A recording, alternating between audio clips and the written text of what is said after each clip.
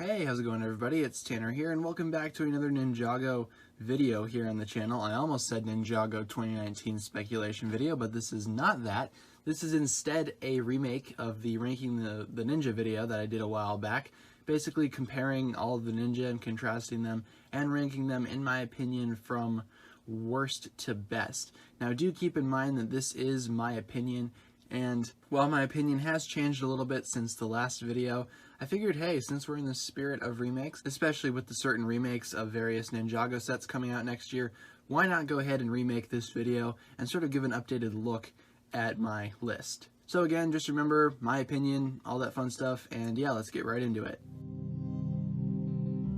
So coming in last place is Kai. So Kai I don't really hate. I don't hate Kai to any degree. I think he's a fine character, and I feel like maybe a lot of people like him. In fact, I know a lot of people like him. I personally don't find him to be too enjoyable of a character. I mean, he's a fine character, as I've said earlier, but he's just the ninja that I personally relate to the least. Because Kai is so much indifferent from my actual self, I really can't find myself, having anything in common with Kai, or even, again, like relating to him at all. Which, I mean, he is a good leader character, I guess, and while he does make some decisions that are not very smart, he definitely makes up for that in terms of his fighting skill. Because Kai is such a great fighter, and we've seen him throughout the series use various tactics and weapons to actually get the job done, so congrats for Kai, but I really don't think that he's anything too special of a character, and in my opinion, he's one of the weaker characters out of the entire ninja lineup. Next up, we have his sister, Nia, which Nia was cool, right? I mean, she was samurai, then she became a ninja, and then she became a ninja that was a little bit annoying. I feel like a lot of the reason that I dislike various aspects of Nia's character is because of her whole, hey, I'm the girl ninja thing. I mean, we get it, you're a female ninja, but you don't need to, I guess, keep on saying that, and that's not what makes you special. What makes you special as a ninja really shouldn't be your gender, rather it should be how you act as a teammate and your fighting skill. And while Nia has expressed that plenty of times throughout the series, I can't help but feel like a lot of that is weighed down now because she is the only girl ninja. Maybe that comes off of the Ninjago movie, I don't know. But in terms of actual fighting and character development, Nia is actually pretty good. I especially like her relationship with Jay, and the two of them actually, work off of each other beautifully. And of course, Nia's fighting skill, she's probably one of the more powerful ninja on the team, which props to her, but a lot of that is weighed down by some of the little annoying personality traits that I've expressed earlier. Next up, we have Jay. Now, Jay is a character that I really do enjoy. Jay was my favorite ninja for a long period of time when I started watching Ninjago when it first came out. And while Jay, still is pretty funny, I can't help but feel like maybe he is a little bit lacking because, of course, he is getting a little old as the comedian ninja, or the funny one. A lot of the jokes really don't land anymore like they used to. Maybe it's because they keep on repeating the same jokes over and over again, and they keep on repeating that same personality trait. I did enjoy, though, in Ninjago Hunted when Jay was basically, out of his mind and he completely lost it.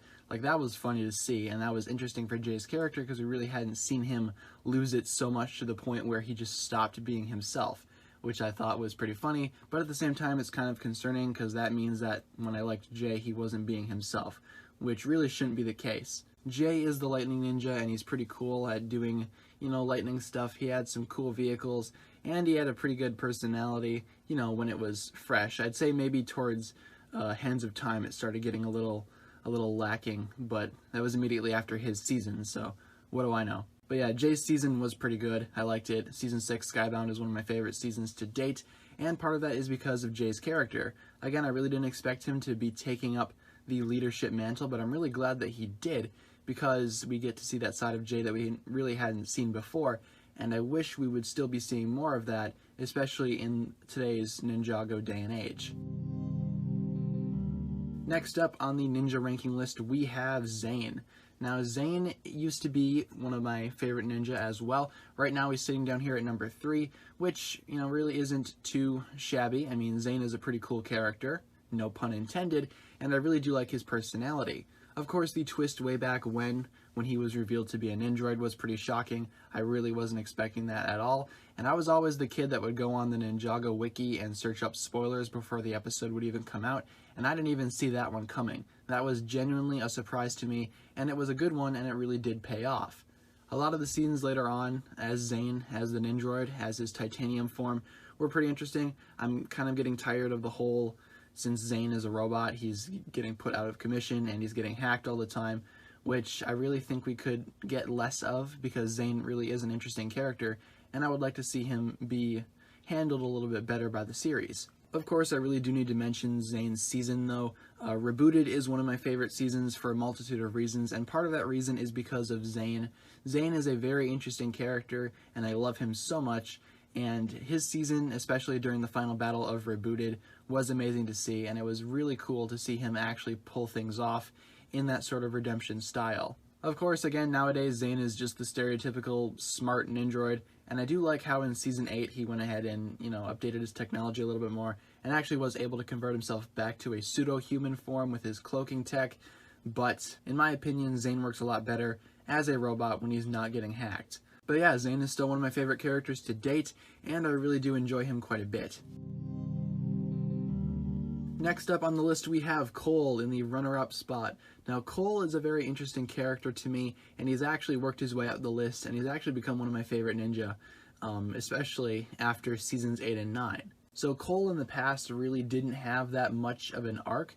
I'd say maybe season 5 is when he really started getting, a little bit of individual focus, and when we really started to get to know him, because of course in Possession he had that whole arc where he became a ghost, and then he worked through that during season 6, and then of course in the very, very dreadful and terrible Day of the Departed special, he actually went ahead and conquered that overall, story arc, which I wish Cole would actually have his own season that wasn't complete trash. I mean, Day of the Departed wasn't good by any means, but still, I feel like Cole deserves a little bit more, and we definitely deserved, I feel, a better conclusion than the one that was given during that short little 45-minute special. I mean, Cole went a long way, and he's definitely worked his way around doing several different things for the ninja and doing things for himself and, basically proving himself. And to have all this be pulled off in a very small and very, in my opinion, pathetic 45-minute TV special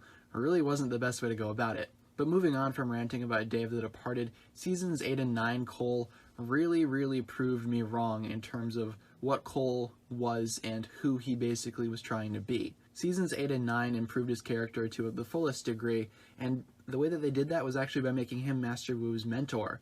So for the most part, when Wu came back as a baby, and even as a toddler during season 9, Cole was always the one to look out for him and take on that fathership role that basically Master Wu did for him, which is a nice parallel, and I do like seeing Cole get a little bit more development in that sense.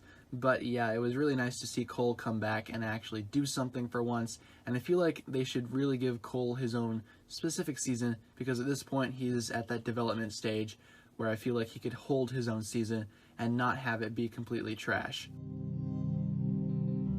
And to the number 1 spot, this spot has not changed since my last video, and that is LLOYD. LLOYD is by far my favorite ninja, and that's for a variety of reasons, whether it be connections to my childhood, or even LLOYD acting in different seasons. So basically, if you guys don't know the story, LLOYD ZX was a spinner set that I really wanted, because I was fascinated with the idea of the Green Ninja when it came up way back in Ninjago's early days. I desperately wanted to know who the Green Ninja was, and I was theorizing with my friends as to who it could possibly be. Of course, back then we were all 12 years old, and we were all, prime peak Ninjago fanatics, which now a lot of them have moved on, and I've become pretty lonely. But that's besides the point. LLOYD was never the person that I expected to be the Green Ninja. In my opinion, it was always supposed to be Nia, and I figured, yeah, okay, Nia's not a ninja yet, maybe she could possibly step up and be the Green Ninja. But when it was revealed to be LLOYD, I had to say I was, pretty surprised. Of course, since then, LLOYD has been through so much. He's defeated the Overlord, he's conquered his own personal demons, he's, resurrected his father and then said goodbye.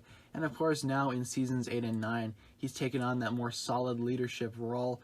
And I have a feeling soon he'll be at the point of actually becoming a full-on sensei, or Master as it's now called. Of course, Lloyd definitely has a lot working off of him, and he has a lot to do still as a character. I mean, but, you know, seasons 8 and 9, just like they did for Cole, have, you know, greatly improved Lloyd's character to the point where he's a completely different character, but in my opinion, he's better. He's older now, he's wiser now, and he knows how to use more of his powers, and of course, he's actually a full-on leader for the ninja team, and I could not be more proud of our little green ninja. Out of all the characters in the show, he's come a long way, and I'd say that he's probably, you know, gone the furthest from where he started and where he is now. Of course, it may be because he is the main character, but I do think that's something to admire, and especially in the context of Ninjago, where we really don't have a lot of character development at all, Lloyd definitely stands out. So thanks a lot for watching, guys. This was basically my updated Ranking the Ninja video.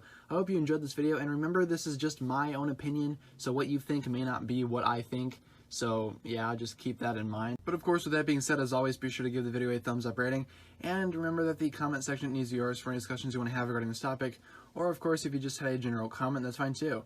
Thanks a lot for watching, guys. My name is TannerFishies, and with that, I bid you farewell.